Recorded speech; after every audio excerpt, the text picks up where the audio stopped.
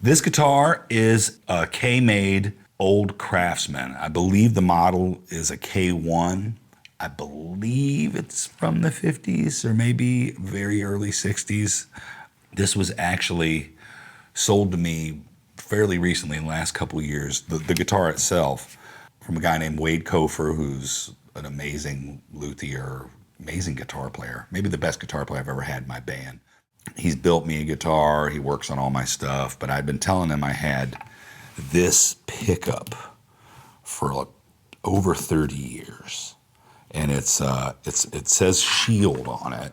DeArmond was an electronics company. DeArmond Rowe, they had all the pickups and all the cool silver tones and stuff. They made all that, and they made this guitar when archtop guitars were in fashion for orchestras and things like that, and they were the primary type of guitar. If you were a sophisticated guitar player playing in a combo in a band or a dance band and playing,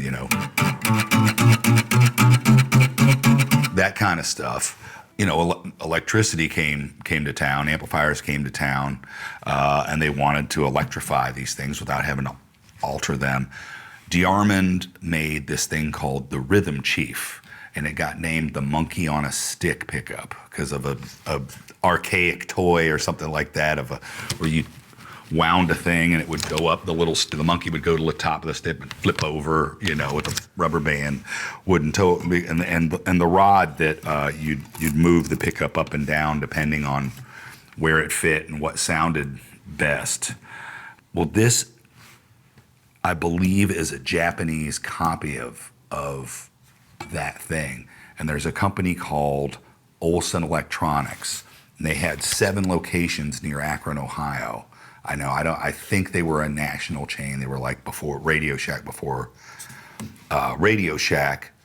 but they were one of the first to import Japanese electronics, Japanese instruments. Well, I shouldn't say instruments. There's definitely electrical components and also pickups and things like that, parts for musical instruments and for amplifiers and amplifier kits and things like that. I don't know if they sold actual instruments, but they were Radio Shack. If you needed a resistor or tubes for your television, you went to Olson. There was one, within usually 40, 50 miles of anywhere in the Midwest.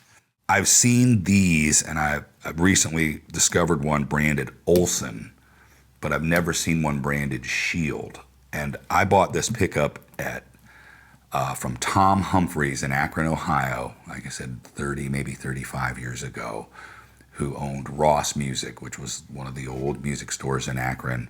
Tom started working there the day after high school until, he was, I guess he was in his 60s when it closed. So. Do you remember how much you paid for the pickup? Oh, I doubt I paid $40 for it. And I really need it because I was playing acoustic blues and country blues, things like that, but I was starting to play bars and needed something a little bit louder. And I was playing on this archtop harmony. I'm like, I really need something like an archtop pickup. And I was really into Elmore James, and I was really into Lightning Hopkins. And I saw this picture of Elmore James and this picture of Big Joe Williams. They had that sort of rhythm just jammed in and there. And I'm like, this is the most amazing sound I've ever heard, because it isn't, like a rock electric guitar, and it's not an acoustic guitar. It's this other thing that just sounds so primal and neat. And I was like, I really want that sound.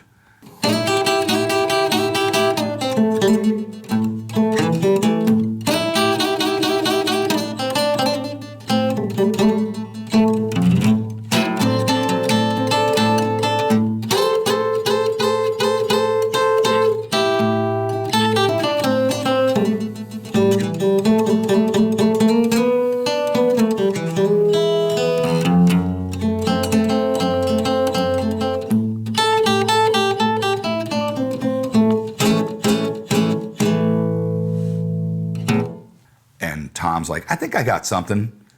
Give me a week or two. And then, a week or two, because it was just one of the, it was before the internet, so, we'd go hang out places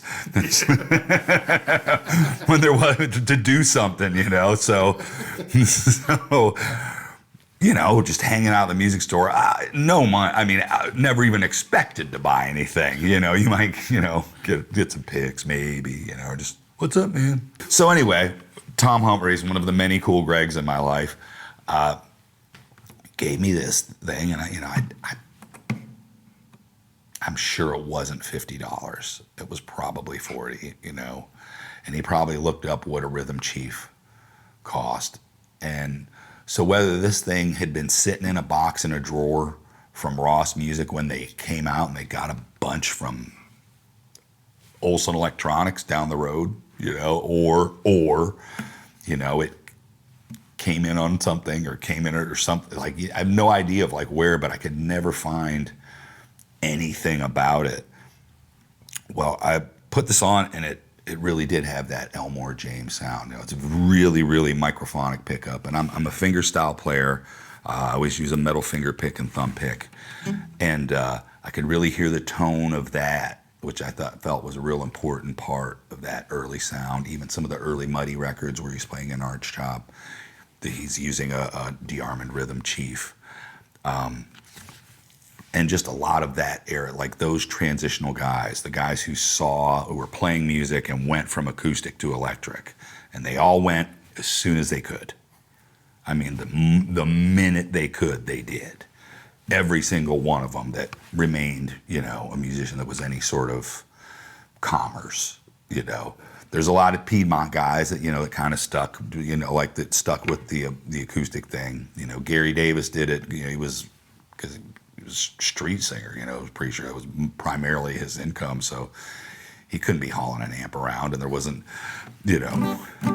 but the guys of that transitional generation, this pickup really, really caught it. Well, eventually that harmony just wore out. I've still got it hanging in my music room, but it just is not really a playable instrument, and it's not, you can dink on it for a little bit, but the wood's starting to shrink, so you gotta, the fret ends will really tear up your hand, because it's a press board thing. The body's cracked a lot where I was playing Sun House tunes and doing his technique, and then missed. So it's a nice crack. So I've got a bunch of glue and tape up under that, and which is authentic, but again, it's just not a great instrument. It doesn't really struggle with the intonation. So I've been looking for a decent arch top. Everything's $1,000 now. These guitars that no one wants, no one's playing. No one wants to go out on a gig and play a guitar without a round hole in it. There's some beautiful little Gibsons, things like that. But there, as many as Gibsons are, there were thousands and thousands of these, that really aren't that great at guitars. Some of them are cool, like all of it, where there's, but even like some Japanese ones are cool, but some are kind of weird. You got to sink, another $300 into when you get it. And that's usually the thing of like, whatever you get, you're going to sink another couple $100 into it to get it right and to be a playable instrument. And I'd been looking around, and it was my birthday a couple years ago, and I'm like, you know what, man, I want one. I want, why am I? I'm like, I got $700. That's it. I'm not paying $1,000 for this PO, unless it says, Gibson on top of it. I'm like, it's not, I know what this, I'm going to let the market dictate.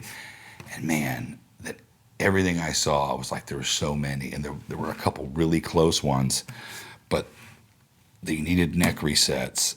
And so the string spacing between, and I don't know if we can see that on camera, there has to be a pretty decent amount of clearance here for this to work. I'm so glad that I had the pickup with me and didn't just, because I think if I would have already blown it, I'm like, I've got too big an ego to go return a guitar. But you needed to make sure that But I had to make sure that it fit. My friend Wade called me up. He's like, hey man, are you still looking for an arch top? I'm like, absolutely. And I was just about to pull the trigger on one that I wasn't quite sure. Like, it's going to be close. I measured it, I'm going to go back there with the pickup. And he's like, you should come over. Check this out. And he was teaching at the Lutherse school wherever that is, here in Nashville, and had this guitar, obviously Sans pickup, which I have, baling wired to this thing, and it intonated, pretty much all the way to here, but I'm not really rocking down there too much, especially on this thing, and it had that thing where sort of every note is as loud as itself, or as loud as the one next to it. So that's.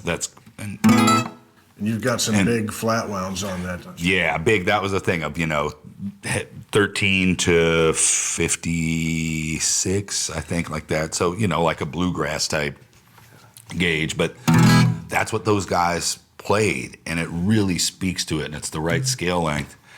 I'm like, this is the one, man. How much? $350.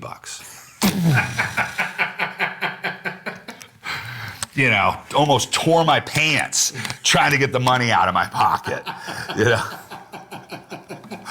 I was just like there. I was just, fist pumping. I'm just like, yes, it's finally happened. I waited and it paid off. That like I went full George Costanza, just self, the hubris. So Wade calls me up, and I run over to his shop, tells me the price. I'm like there, and he said, "Well, where did this thing come from? Like, why is it?" And he said, "Well, it was a shop guitar. It was hanging around. Buddy who brought it in, he's selling it. They were making it for this homeless guy that was like sort of banging out tunes on the corner near the Lutherse school, right near there. And they said, I'm sure it was." He picked that spot because it was the Lutherse school, and it wasn't like he was any sort of, great artist or anything like that. I guess he could see my trepidation, like, I don't want to take a homeless guy's guitar. Like karmically, there's no way I could live through that. So he said, but he always had, a real beater guitar. So we thought, we'll put it together, we'll make it, something the guys to learn on. And he said by the time we got it all together, he was gone and he never came back. And we sort of waited around for a few months to see if we'd see him or if anyone else would see him around town, and nobody saw him. So now you got it.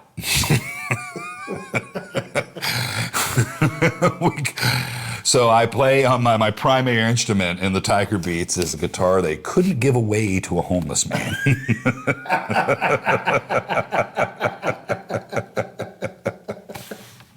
And it became the number one for my band, the Tiger Beats, which is, to your listeners, the Tiger Beats is a side project of mine. We play every Monday in East Nashville at the 5 Spot from 6 to 8. It's me, a young guitar player, which you'll soon be hearing lots about, named McKinley James. His father, Jason Smay, on drums, who I truly believe is the best shuffle drummer in the world. And Ted Pecchio. He's a monster, man. He is a monster. And he doesn't play other kinds of stuff. Like, that's it. Like, you'd be like, hey, man, we got this, petty gig that we're doing coming up. And he's like, I can't do any of that, Just brings a tear to my eye because I am also, limited. He can do anything he wants, but it's like he just like, no, this is my thing. This is what I want to be, fully formed. Anyway, and Ted Pecchio on bass, who's one of my oldest, dearest friends and a monster bass player. And him and I really cut our teeth playing together back in Ohio years, decades ago. If you guys are coming to Nashville, try to come on a Monday. It's a great night of music. You can start out at the 5 Spot with the Tiger Beats and head over to the Underdog, catch Guthrie Trap, and then head over to 3rd and Lindsley, catch the Time Jumpers, my buddy Andy Reese, and you will get 3 very distinct flavors of great music and great guitar playing. Then you can hit Joshua Headley's gig at Roberts if you can brave Broadway, and Monday will be the easiest it'll be to get down there. If you can really put it in. That's true, man. It really is true. And then, Joshua, one of the best country singers in Nashville.